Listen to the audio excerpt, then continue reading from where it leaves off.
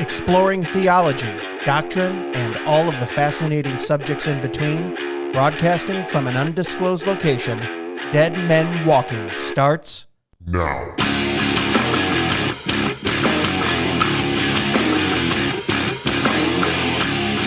Well, hello everyone. Welcome back to another episode of Dead Men Walking. We are glad to have you along. My name is Greg Moore, and to my left I have Jason Hamlin. Thanks for having me, Greg. Oh, thanks for being here.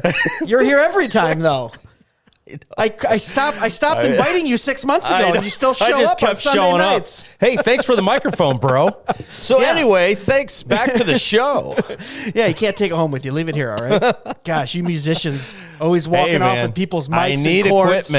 I need some equipment. And you're a bass and guitar players. You guys aren't trustworthy like us keyboard players. You know what? I would never say that, but So how you doing, brother? Man, doing awesome. We are coming up on Christmas. I don't know when this is going to come out, but we can say. I say Christmas because I think we'll push it out before then. Because the guests we have on the line right now, and usually we do a little more talking back and forth. Yep. And Christmas season is upon us. But we have someone on the line right now that I wanted to get on the. We actually saw him down at the Fight Laugh Feast conference, right in Nashville in October. He is just a phenomenal musician. He's a brother in the Lord. I did want to, before we introduce him, I want to give you a little bit of this song that he did called Fade to Black because it features. It's really cool. It's good. It's cool. Yeah. It's happening. I'm hip. I'm cool. I'm hip. Ducka, ducka, ducka. Is that what the kids are saying? I'm Hip, sure cool. they do. Okay. Something like that. But he did, the part that I selected too has a little bit of some Doug Wilson preaching, which we're Doug Wilson fans. We like Dougie Boy, right? Man, we had him Dougie on. Fresh. We had him on down there. Yeah, we had him on. So I guess. Can you believe that he actually came on our show? Right. I should have looked at Doug and said, "Did we just become best friends?" Right. Yep. He would have probably not said anything. Would have just stared at you. Right. So listen to a little bit of this Fade to Black, and then we're gonna get to our guest. Yep.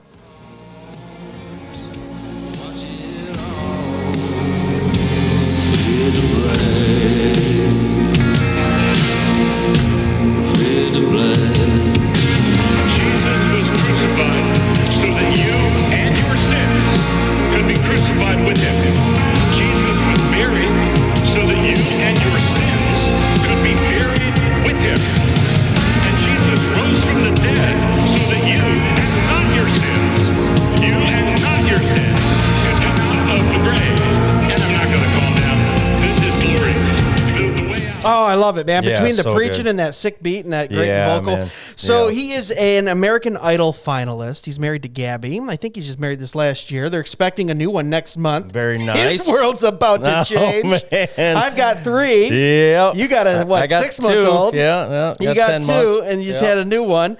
And she's a very accomplished musician too. We might get into that. I mean, country music artist of the year, song popular, all these awards, stuff like this. Obviously teamed up with Doug Wilson for that song. Ladies and gentlemen, we have Cade Foehner on the line today. How are you, sir? Doing good. How are y'all? Great, man. We're doing all right. Brother, thanks so much for taking some time, calling in, and talking to us. So why don't you give our listeners, I gave a short bio, but why don't you give us a little condensed version of who you are, how you came to the Lord, what you're doing now in music, and, bring us up to speed. Sure. Thank y'all for having me on. I sure appreciate you, wanting to hear me spew out some stuff on your show. Hopefully I don't tank it too bad. No. But I'm from East Texas, grew up, the typical kind of going to church nominally sort of thing that's so common in the South. And I had no reference point for Reformed theology. The only thing I had was in history class in my high school, because I went to public school. That's my excuse for everything. I went to public school, and the only thing they told me about Martin Luther and John Calvin is they believed in this crazy thing called predestination. It's like so wrong. So that's all I had.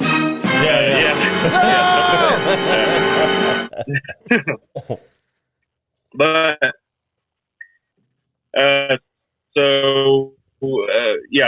that's all that we came from in our beliefs. I thought that it all just started with America. So and got into college and I became just extremely curious about what does the Bible say.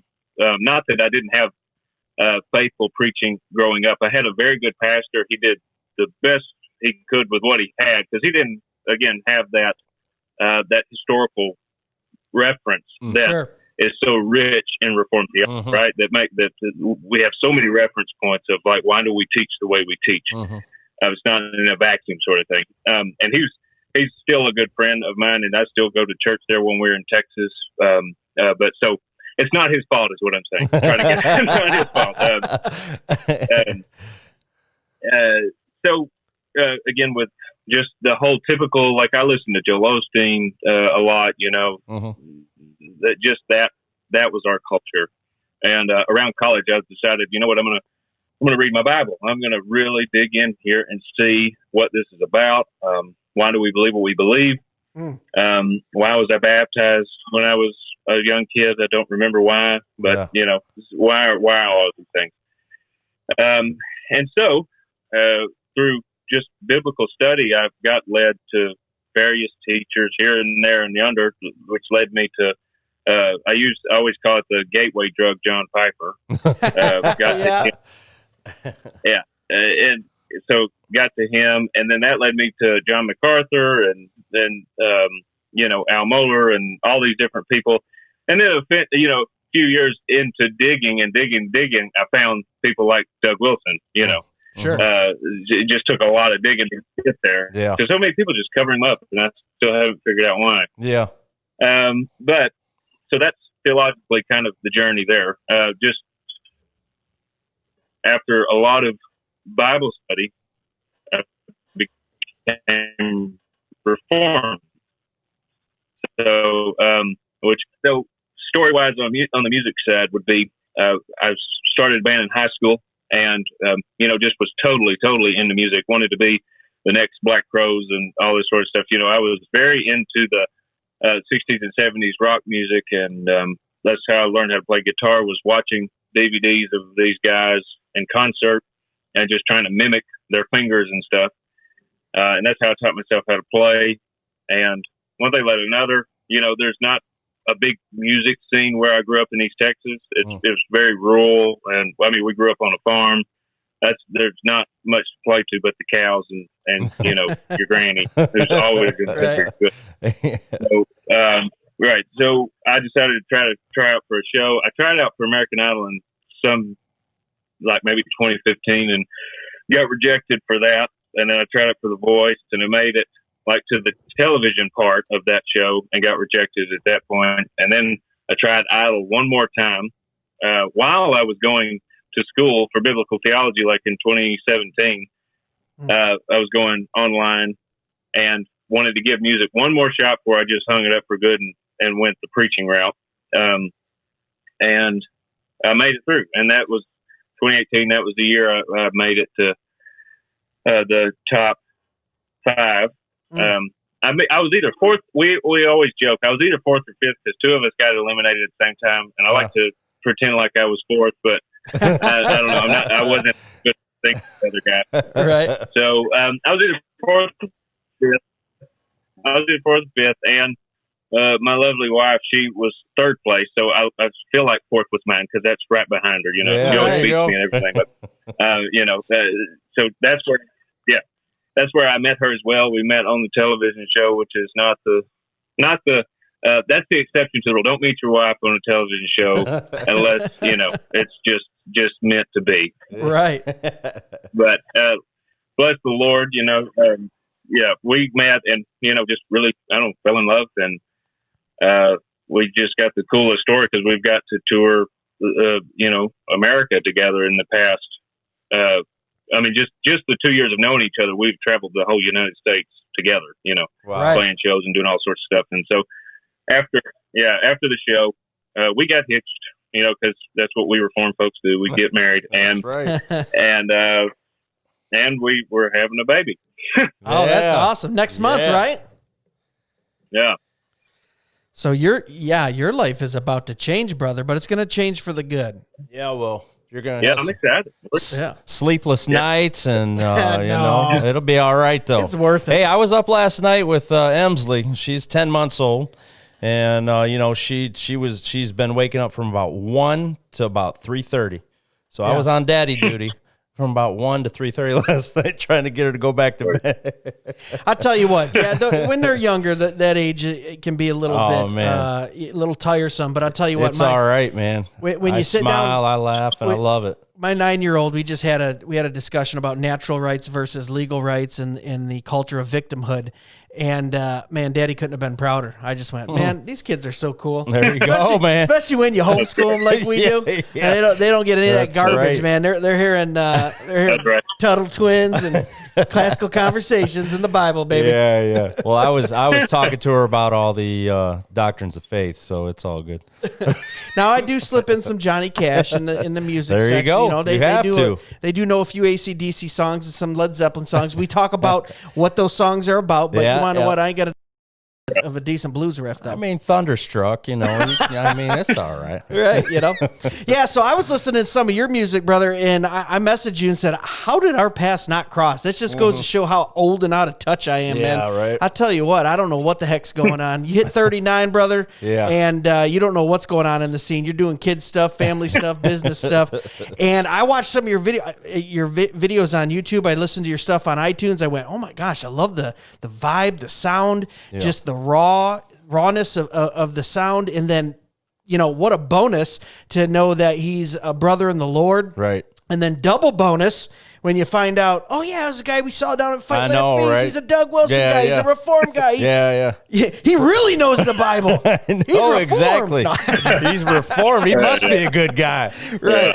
But I did want to ask you this question for the listeners, because Jason's a musician. I'm a musician. He was an internationally touring musician. I mean, for years, all over the world, and did really well at that. Me, not so much. But how was it when you're balancing, I mean, the profession of professional music? I mean, it is so just entrenched, just like actors or Hollywood or anything else. It's so entrenched in a secular culture. What's that challenge there for you as, a brother in the Lord who's Reformed and going, I'm going to be in a part of the world that's just so almost anti-God. Mm-hmm. What were those challenges for you? And did you see any challenges? Yeah, no, it's always challenging. It just depends on, what has helped me and Gabby so much is, what's the point? What are you getting at with this music thing? Do you do it as an end unto itself, or are you a Christian? Right. What's the trajectory? What are you going after? And so that helps a lot. That helps all the speed bumps, all the things some of the things that we turn down, some of the, appearances on like big stuff, but it's got too much of that bent to it that we just can't in good conscience go to it. Yeah. So that's where we are told to count it as joy. Count it as joy that you're vowed for His name, right? Right. We have our Twitter people who heckle us all the time, which is always fun because they're all a bunch of weenies and So I don't know. I find it it could be difficult, and you could be you soul up if you want to, or you could have fun and realize that the Lord is going to give what He wants. He's going to take away what He wants. And I do remember, speaking of Doug Wilson, I remember something he said. I don't remember where it was, but he talked about if he was going to be president of the United States or something like that tomorrow, they should be surprised at the way he does what he does, right? Mm-hmm. Like if he says something, if he does something, no one should be surprised about whatever he says because he's been consistent up to that point. Yeah, he's not changed. It's not that you're not trying to pull a slick one on the culture or your fans to where you don't talk about the gospel, you don't talk about the sins of the culture, you don't you stray away from those things. Of course, you want to be winsome. Don't get me wrong. You don't want to just bust in there with all of it at the same time. Be winsome and all those things, of course, but you don't back down from those things either.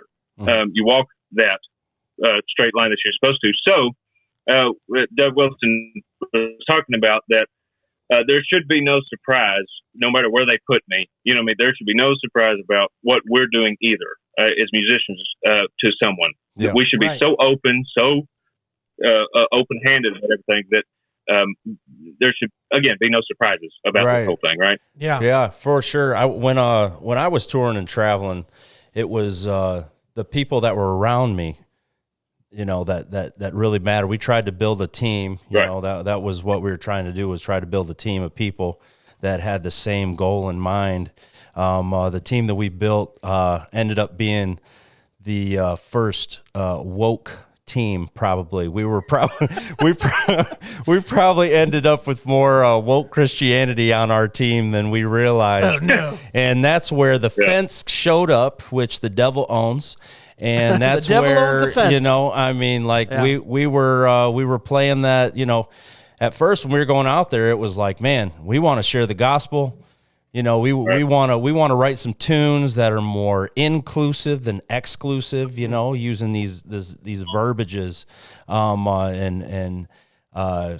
know, it was like, man, that was a tunnel that we went down that really ruined our career, I feel, you know. I mean, because we stepped away from what we were called to do, and we were called to glorify God in all these different venues. I mean, we were playing secular venues all over the country.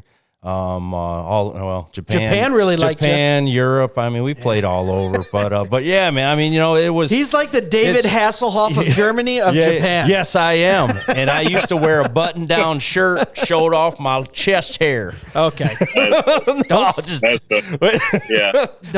it was the team around us, you know, that you know. I hear you. Yeah, and now, to put the other side with it, of course. When I first got to, you know, Los Angeles, the first time I had ever been out there with an idol and everything, it was certainly a shock. I mean, there was, you know, a transgender, you know, there was a lesbian, there was a guy who challenged me on do you believe the Bible, like one of my first days that I was there, you know. And you have to understand what a shift this was from where I was from. Sure. I was from a place where everyone was assumed to be safe. Everyone believed that. Yeah. I mean, God's country. You're in Texas, man. Right. At worst, you're going to be annoying. Not, you know, that everyone already knows what you're talking about. Right. Yeah. And so when I got there, that was tough in a way because I'd never been challenged in a real way. Yeah. You know, I never really had a conversation with a Buddhist or someone who thought witchcraft was cool. You know, and so, but that really, I don't know, that it could have gone one or two ways. I could have, you know, fallen off into all that inclusive crap, or, you know what I mean? But what it actually did was strengthen what was there, and strengthen my resolve that the gospel is true. You do need to repent. You are wrong. You know, as God says. Yeah. And so, and that's been, through good teachers as well, though. Good books, good teachers, and of course, you know, the Bible being our reference. Knowing that did too, that strengthened, of course, I was reformed then, but not, you know, I don't know, we're always reforming, right? That's one of our phrases. Yeah. But, you know, I had that intellectual understanding of, okay, we believe the inerrancy of Scripture, the sufficiency, and the authority, and all of those wonderful things. But, you know what I mean? To get in those situations to where it's really tempting to be the cool guy and continue with the crowd. That's where boys are separated from men, right? Where we strengthen our resolve and we say, yes, this is true. I will stay with the Bible on these things. Yeah. Here we go. Is it? What did? Go ahead. Oh no! I was just going to ask: Is it easier in the country music arena than in another? You know what I mean? He's got a little bit of hillbilly rock in there too, though. I don't know. Are you classify yourself as country strictly, or I mean, you got a little rock in there, and when I say hillbilly, I'm not saying hillbilly derogatory, like hillbilly rock. Well, we're talking about the country music. Like the industry. Yeah, industry. Sorry, you know me. I wasn't paying attention on my own podcast. Yeah. I know. To answer the easier one first. It's I don't know. I do country stuff. I started doing rock, and then I really more kind of settled into the country area, just because my wife she plays country music, so it's just a little more natural now. But to the other question, country music is it's easier in a way, but it's also in that Nashville in general is in that weird stage where again it's you have these songs about Jesus and but it's all of that Jesus is not going to judge me stuff. It's in that weird you spot. have a beer with Jesus, yeah, right. And so he's your buddy. Yeah, and so it's in that weird spot, but there's still I just got through reading Francis Schaeffer's How Should We Then Live, or however it's worded. And he talks about in there that there's only so long you can live off the moral capital of Christendom, Christianity, and the morals from how we got the Western civilization today is because of Christianity. But there's only so long you can live off of that, and I think he evidences in there that he traces through the arts and the music of certain time periods, the Enlightenment, Reformation, and all of those time periods. And it does show where the culture is headed. It always reflects that sort of stuff. And so in the pop world, you have where country music is headed, right? Yeah. They're off the cliff. They've already driven off the cliff. Me and my wife watched the Grammys whenever that was. You made it, and it was atrocious. I know. No, we didn't make it through. No, we didn't. Yeah, it was atrocious and disgusting and absolutely. I mean, just that, now I know why we don't watch television. You turn it on, it's just shocking how far a culture can go in 5 years. But so that's off the cliff because you could symbolize that. The pop world is kind of the liberal left, I think you could say. I think that's a proper hold. And so let's say the right being country music. Yeah. Like a lot of the right listens to country music. We're lagging behind, but we're still heading the same direction. Yeah. Yeah. We're embracing 10 years ago's popular ideas. Right. We're late to the game, And so that would be the long way of how I would characterize country music today. Yeah. It's still remnants of those things that we love, but it's steadily going the wrong way. Right. I mean, that's I don't know if you're about to say something. I'm sorry if I cut you off. I feel like that's Christianity in a nutshell right there. Right now, we are running into, the world looks at us. I mean, and they're saying, well, you're not doing anything different than I am, Right. I mean, they're saying, okay, well, how do you separate yourself? Because I see you at the same places. We have the same drink. We have, whatever. We talk about the same stuff. Yeah. So how are we separated? And why would I want to join your daddy in the sky, situation? It's like that's what people are seeing, and man, I don't know if there's just going to be a huge reformation happening across the states or what, but man, so many more people are waking up to this and just saying, I am not, I'm not living the way that I need to, and there actually is something. When you say you're a Christian, it's not just, hey, I just punched my card, I'm headed to heaven, and I can do whatever I want now. It's an actual life, lived for Christ, Yeah, that's kind of a good segue, if you don't mind, because I wanted to talk to you about just that. So you have so many artists that call themselves Christians, and I'm a Christian artist, or I'm an artist that is a Christian, but their life maybe doesn't really reflect it, to where then I get into, looking up Cade videos, and about 5-6 down after all the American Idol ones, I see, oh my gosh, this guy's preaching straight theology on some of these YouTube clips. What's going on there? So is that something you're doing kind of on the side? Are you doing for fun? Are you going to pursue that? I mean, obviously you said you're going to school and all that, MacArthur School.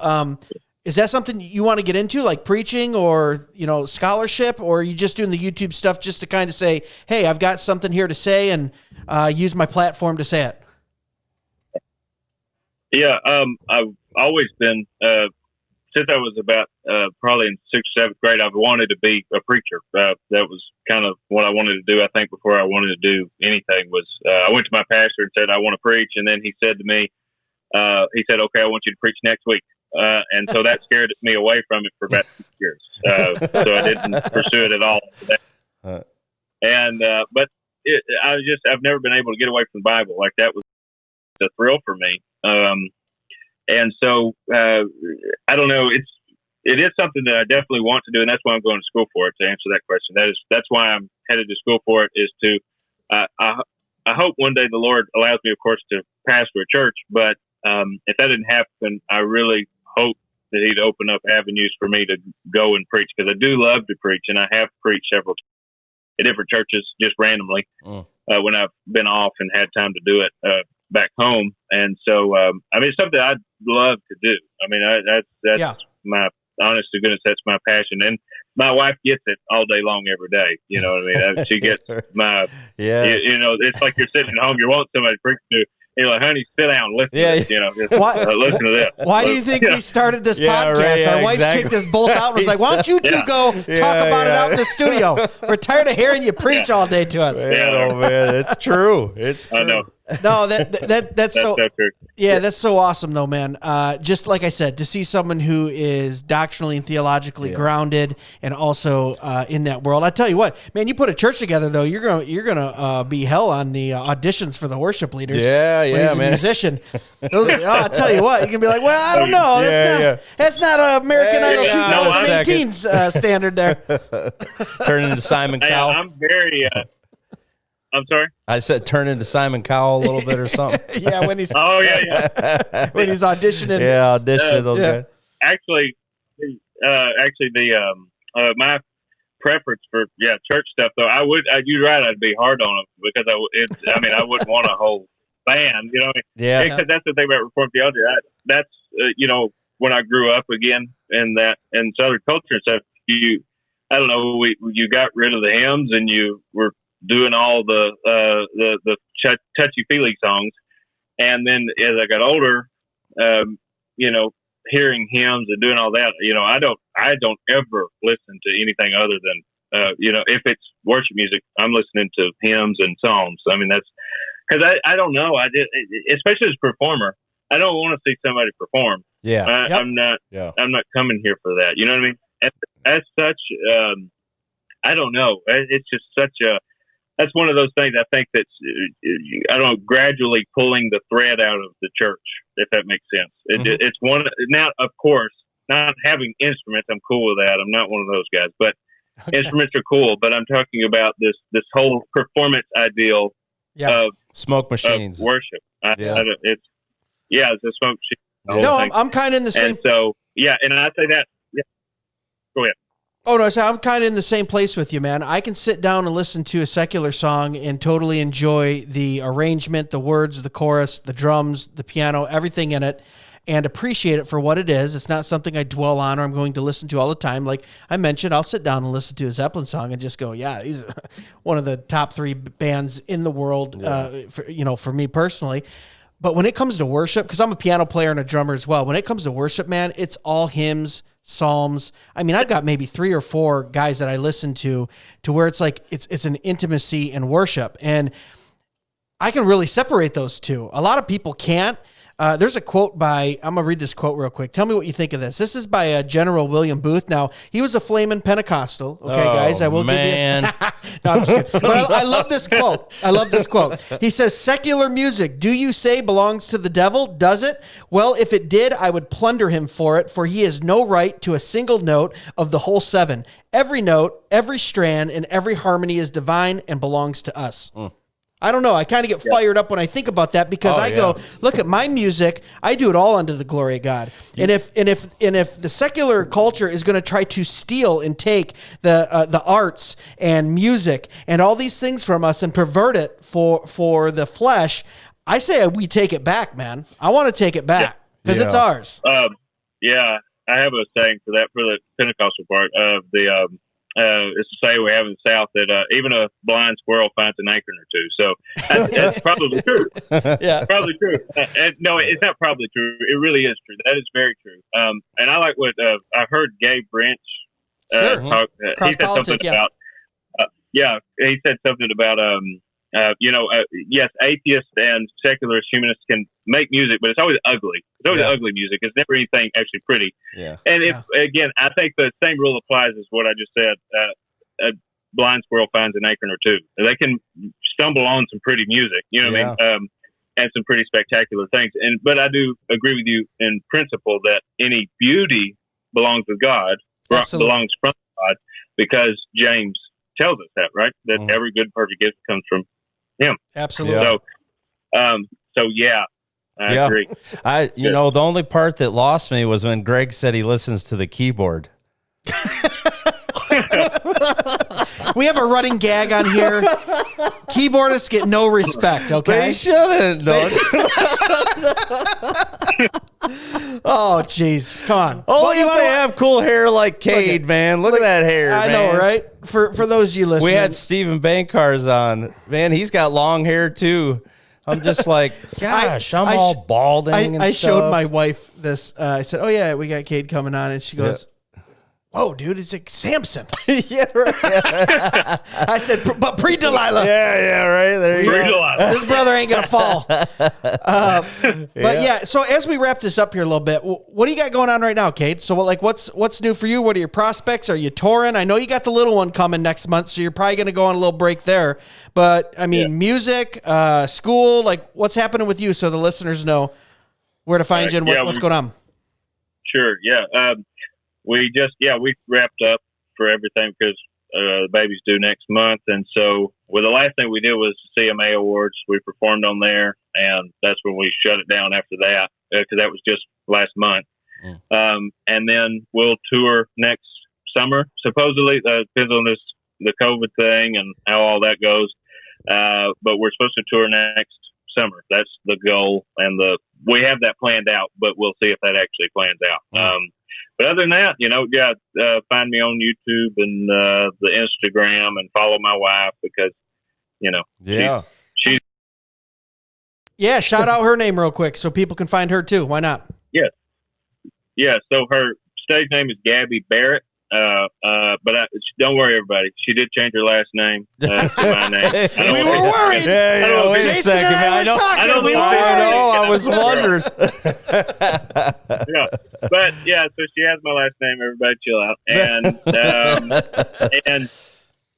But you can find her stuff on iTunes, all the places out there that does music stuff.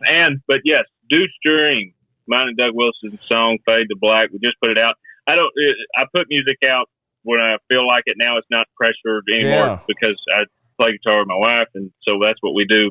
That's our main thing. Right. But this song came out of a mini retirement because Doug's cool and man. He's a man's man. Yeah. Are you gonna do a full length or EP or anything with that tune?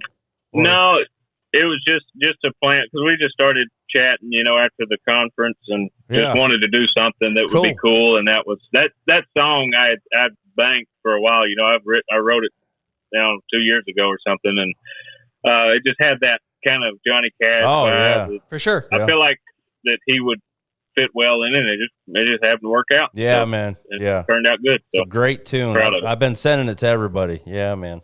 There you go. So, Jason, you got any final thoughts for us? I think that think this has been a great this has been a great little interview. Well, listen, Cade, we appreciate you taking time out of your day, especially with your family coming and stuff, and we know we have from our family to do this, so it's important.